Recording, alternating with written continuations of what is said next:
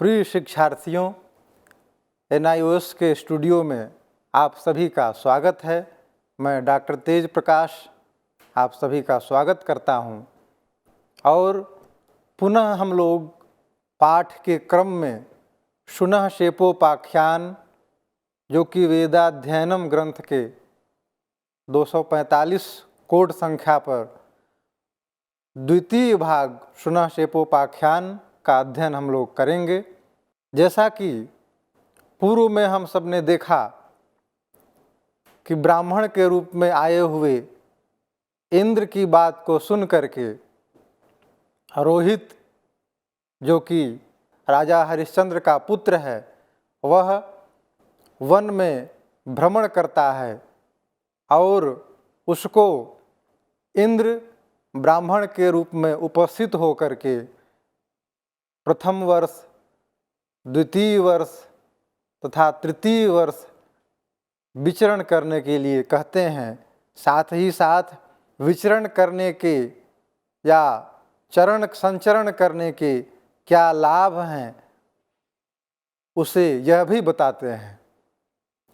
इस बात को सुन करके उनसे प्रभावित होकर के ब्राह्मण की बात को विचार करते हुए सोच करके वह रोहित जो कि स्वयं में ज्ञान संपन्न है, इस प्रकार विचार करते हुए वह सोचता है।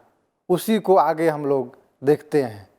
इस भाग में वर्णन करते हुए कहा गया, चरैवेति वै मा ब्राह्मणो अवोचत इति ह चतुर्थम संवत्सरम अरण्ये चचार सो अरण्याद ग्राममेयाय तमिन्द्रः पुरुषरूपेण पर्येत्योवाच।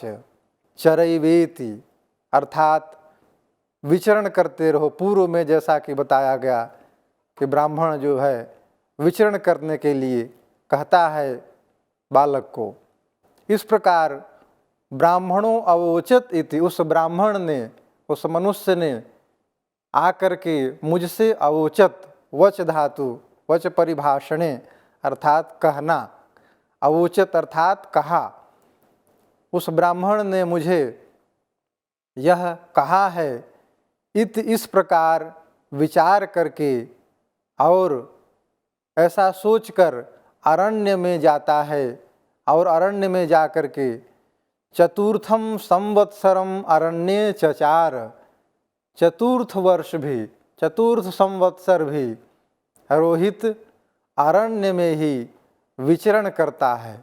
उस ब्राह्मण की बात का आदर करके 1 वर्ष तक वह बालक विचरण करते हुए पुनः उसे अपने पिता का स्मरण होता है, पिता को देखने की कामना होती है, तो वह ग्रामम एयाय, ग्राम की ओर प्रस्थान करता है। ईण गतौ धातु से जो है आने जाने अथवा गमन अर्थ में ग्रामम एयाय, वह ग्राम की ओर प्रस्थान करता है और प्रस्थान करते हुए आते हुए उसे देख करके तम इंद्रः, जो इंद्र हैं वे पुनः पुरुष रूपेण, पुरुष के रूप में, ब्राह्मण के रूप में आकर के पर्येत्युवाच, पर्येत उसके पास आकर के, नज़दीक आकर के, उवाच अर्थात कहते हैं, वर्णन करते हैं। कलिः शयानो भवति संजिहानस्तु द्वापरः उत्तिष्ठन्स्त्रेता भवति कृतं संपद्यते चरैवेति इति। अर्थात शयानः कलिः भवति, जैसा कि हम जानते हैं सतयुग, द्वापर, त्रेता, कलयुग, इस प्रकार से युगों का विभाग किया गया है और उत्तरोत्तर इनकी श्रेष्ठता बताई गई है। कलि से द्वापर की, द्वापर से त्रेता की, त्रेता से सतयुग की अथवा कृतयुग की। तो उन्हीं के लिए, उन्हीं के उदाहरण के रूप में प्रस्तुत करते हुए इंद्र के रूप में विद्यमान ब्राह्मण कहता है, कलिः शयानो भवति, कली काल जो होता है, जो कलयुग होता है, वह जो शयन की अवस्था होती है वह मानो कलयुग के समान होती है।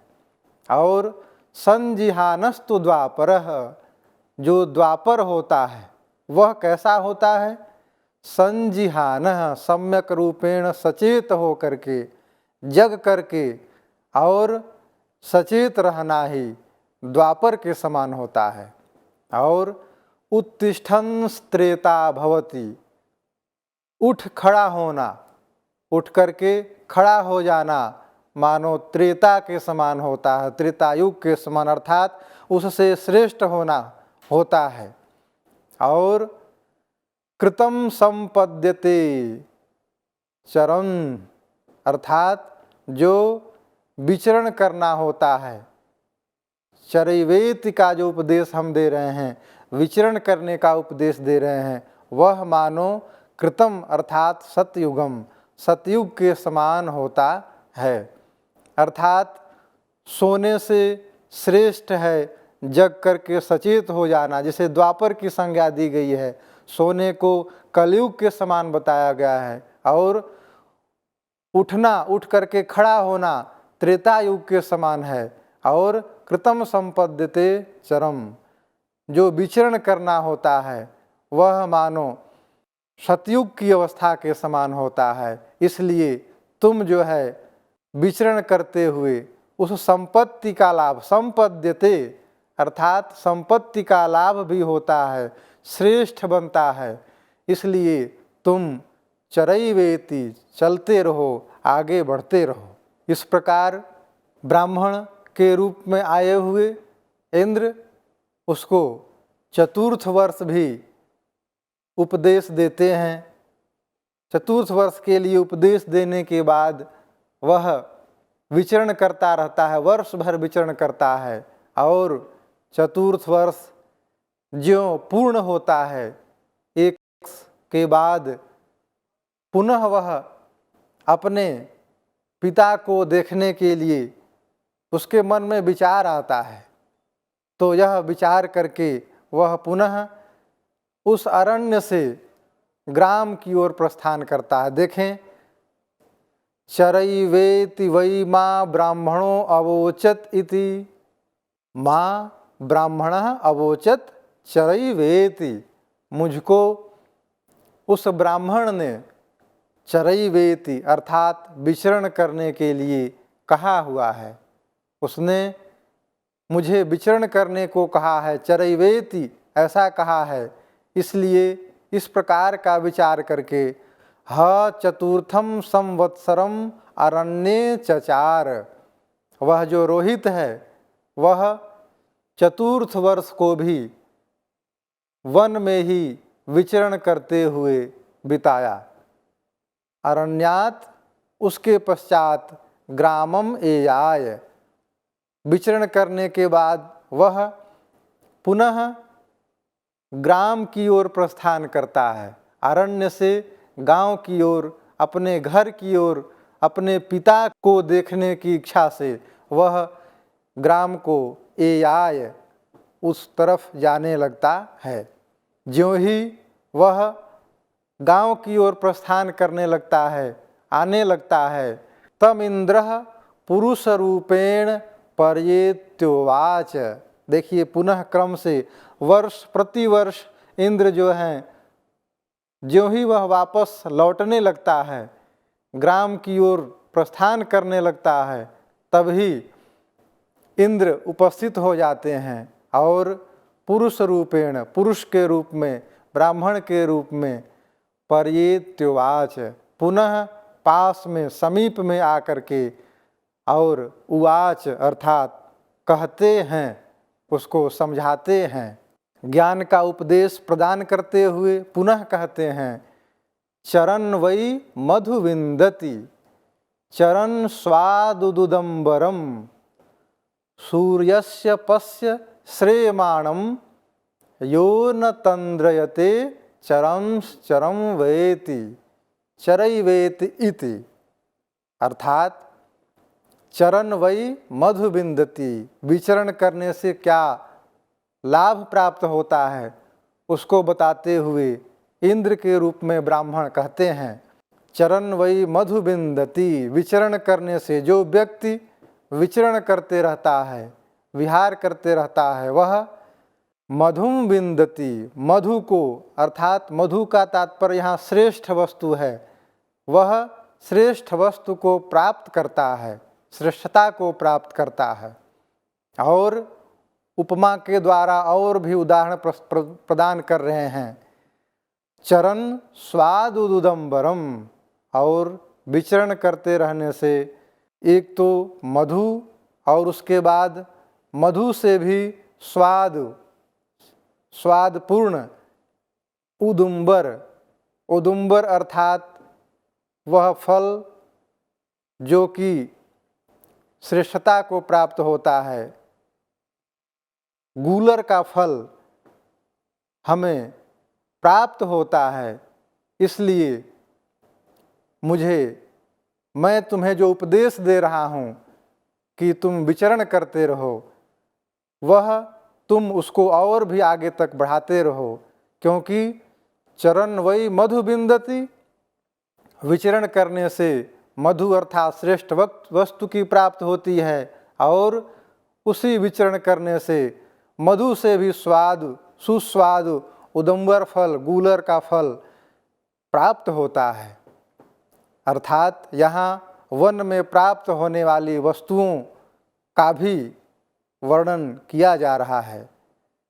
सूर्यस्य पश्य श्रेयमाणम यो न तंद्रयते, उदाहरण देते हुए इंद्र कहते हैं, देखो सूर्यस्य पश्य श्रेयमाणम, श्रेयमाण होता हुआ, विचरण करता हुआ, लगातार संचरण करते रहता है जो सूर्य, उसको तुम पश्य, श्रेयमाणम सूर्यम पश्य, अर्थात विचरण करते हुए, आगे बढ़ते हुए, और यो न तंद्रयते, और उसकी क्या विशेषता है, जो कभी आलस्य को, तंद्रा को प्राप्त नहीं होता है।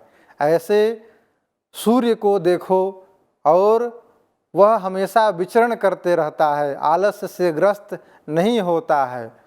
ऐसे सूर्य को देख करके, उसका अवलोकन करके, उसका महात्म्य का अवलोकन करो, और उसी के मार्ग पर चलते हुए तुम भी चलते हुए चरैवेति, आगे बढ़ते रहो, विचरण करते रहो, हमेशा चलते रहो। इस प्रकार जब इंद्र उसको उपदेश प्रदान करते हैं तो वह जो है आगे बढ़ता है, भ्रमण करते रहता है, और पुनः जब 6ठ वर्ष में, 6ठे संवत्सर में प्राप्त हो जाता है, आगे बढ़ते रहता है, तो उसी को वर्णन करते हुए ऋषि कहते हैं, चरैवेति वै मां ब्राह्मणो अवोचदिति ह 6ठं संवत्सरम् अरण्ये चचार सोऽजीगर्तं सौयवसि मृषिम् अशनया परीतम् अरण्यम उपेयाय इति।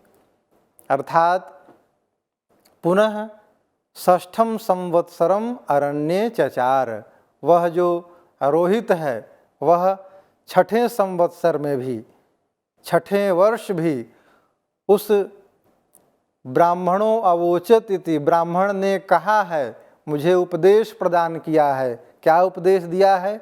चरैवेति वै मां, आगे बढ़ते रहो, संचरण करते रहो, चिंतन करते रहो, इस प्रकार का उसने उपदेश दिया है। उस उपदेश को विचार करके, चिंतन करके उस रोहित ने 6ठम संवत्सरम, 6ठे वर्ष भी अरण्य में ही विचरण किया, आगे बढ़ा, विचरण करते रहा। और इसके पश्चात सो अजीगर्तम सौवयसि मृषिम अशनया परितम अरण्यम उपेयाय, उस जब 6ठे वर्ष में वह अरण्य में विचरण किया तो उसके बाद उसे वह ग्राम की ओर प्रस्थान करने लगा, आने लगा। तब उस 6ठे वर्ष में अजीगर्त के जो नाम के एक जो व्यक्ति हुए हैं जो कि सुयवस के पुत्र से क्षुत पीड़ित थे। इस प्रकार से वह अजिगर्त नामक जो कि सुयवस का पुत्र था, सुयवा का पुत्र था, उसको उन्होंने देखा। वह जो सुयवा का पुत्र जिसे सुयवस कहा जाता था, वह अजिगर्त नाम से जाना जाता था। वह व्यक्ति परीतम अरण्यम उपेयाय, उस व्यक्ति को उसने देखा और अरण्य से ग्राम की ओर आते समय पुरुष रूपी इंद्र उसके समीप आया और कहा। वह जो अजिगर्त था वह तस्यः त्रयः पुत्राः आसुः, उस अजिगर्त के जो कि सौवयसी सुयवा के नाम से जाना जाता था, सुयवा के पुत्र के रूप में जाना जाता था, उस अजिगर्त के त्रयः पुत्राः आसुः, उसके 3 पुत्र थे। तीनों पुत्रों का नाम क्रम से शुनः पुच्छः, शुनः शेपः, शुनो लांगूल इति तम होवाच। उस व्यक्ति के, उस अजिगर्त के क्रम से शुनः पुच्छ, शुनः शेप और शुनो लांगूल, ये 3 नाम विशेष रूप से देखने को मिलते हैं, जो कि तीनों शुनः अर्थात श्वान, कुत्ते के समान, कुत्ते की एक शुनः पुच्छ और शेप और लांगूल, ये तीनों उस शुनः के पुच्छ की ही विशेषण हैं और ये तीनों नाम उस अजिगर्त के पुत्र के थे। इति तम ह उवाच, उस व्यक्ति से तम ह उवाच, उससे कहा, रोहित ने कहा, ऋषेऽहं ते शतं ददामि, हे ऋषि, हे अजिगर्त, ते शतं ददामि, मैं तुम्हें 100 दूंगा। अब 100 के अंतर्गत 100 गायें दूंगा, इस प्रकार का वर्णन आता है। चूँकि आगे गायों का वर्णन आता है, इसलिए उससे हम अधिग्रहण कर लेते हैं कि यहाँ पर 100 स्वर्ण मुद्रा या 100 गायों का वर्णन किया गया है। तो इस प्रकार से उसके 3 पुत्र थे, सुनह पुच्छ, सुनह सेप और सुनह लांगूल। ऐसे व्यक्ति अजिगर्त से उस बालक ने, रोहित ने कहा, अहम ते शतम ददामि, मैं तुम्हें 100 गायें देता हूँ।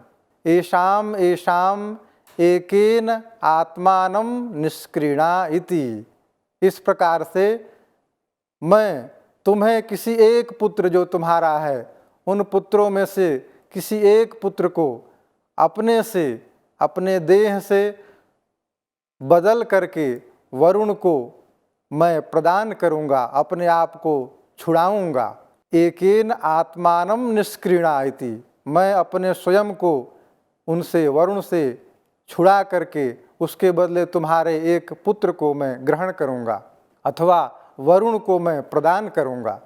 इस प्रकार जब वह अजिगर्त यह तैयार हो जाता है कि अपने किसी एक पुत्र को देगा 100 गायों को प्राप्त करके, तो वह आगे बोलता है, स ज्येष्ठम पुत्रम निगृह्णान उवाच।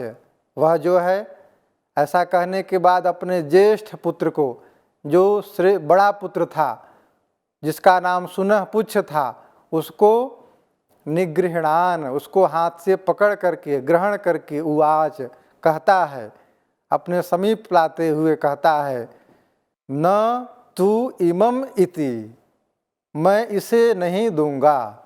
न तू इमम, इस बालक को जो कि शुनह पुच्छ के नाम से है, मैं उसे प्रदान नहीं करूंगा। इसके बाद एवं इति कनिष्ठम माता, वहीं पर माता भी थी और वह अपने कनिष्ठ पुत्र को अपने पास हाथ पकड़ लेती है और कहती है कि एवं इति, मैं इसको भी नहीं दूंगी। अर्थात वह जो पिता है वह बड़े पुत्र को हाथ पकड़कर कहता है कि मैं इसे तो नहीं दूंगा, मेरा प्रिय है। और इसके बाद उसकी जो माता हैं वह कहती हैं कि मैं कनिष्ठ पुत्र को नहीं दूंगा। इस प्रकार 2 बच्चों के बाद जो मध्यम पुत्र था, तौह मध्यमे संपादयाम चक्रतुः, तो उसके द्वारा मध्यम पुत्र जो कि सुनहसेप है उसको प्रदान करके उस व्यक्ति ने, अजीगर्त ने, संपादयाम चक्रतुः, उसको 100 स्वर्ण मुद्राएं, 100 गायें लेकर के सुनहसेप को प्रदान कर देता है। सुनहसेपे तस्यः शतं दत्वा स तमादाय सो अरण्यात् ग्रामम एयाय। वह 100 दत्वा, 100 गायों को दे करके और सुनहसेप को ग्रहण करके, आदाय ग्रहण करके, अरण्यात, अरण्य से, ग्रामम एयाय, ग्राम को आ गया। वह जो बालक था वह सुनहसेप को लेकर के रोहित अपने गांव को प्रस्थान किया, आ गया। और गांव आने के पश्चात, अपने पिता के पास पहुंचने के पश्चात वह इस प्रकार कहता है, स पितरम एत्योवाच, पिता से इस प्रकार, इति उवाच, इस प्रकार कहता है। तत् हंताहम अनेन आत्मानं निष्क्रिणा, तत् हंता अहम, मैं इसको, इस बालक को लेकर के सुनहसेप के रूप में मूल्य को दे करके, अनेन, इस बालक के द्वारा, सुनहसेप के द्वारा, आत्मानं निष्क्रिणा, मैं स्वयं को इससे छुड़ा रहा हूँ और वरुण देव से मेरे बदले आप इसको प्रदान करें। इति स वरुणम राजानम उपससार। ऐसा कहने पर हरिश्चंद्र ने वरुण को इस प्रकार से कहा। राजा हरिश्चंद्र जो हैं वो सोचते हैं कि यह तो और अच्छा है कि मैं एक बार पूछता हूँ वरुण देव से कि मेरे पुत्र के बदले मैं इस ब्राह्मण पुत्र जो सुनहसेप है उसको प्रदान करूं। तो स वरुणम राजानम उपससार, वह जो है वरुण को कहते हैं अनेन त्वा यजा इति, अनेन, इस सुनहसेप ब्राह्मण से मैं आपका याज करूँगा, यज्ञ करूँगा, इसको यज्ञ में प्रदान करूँगा, आहुति के रूप में प्रदान करूँगा। भूयान वै ब्राह्मण क्षत्रियात इति, तब यह सुन करके वरुण देव कहते हैं ब्राह्मण तो क्षत्रिय से अधिक श्रेष्ठ है, भूयान अर्थात श्रेष्ठ है। इस प्रकार विचार करके वरुण उवाच, वरुण कहते हैं तस्मा एतम राजसूयम यज्ञ क्रतुः प्रोवाच, तब तस्मा एतम राजसूयम यज्ञ क्रतुः, तब जो है हरिश्चंद्र उस प्रकार से तैयारी करने लगते हैं, राजसूय यज्ञ का कार्यक्रम प्रारंभ करने लगते हैं।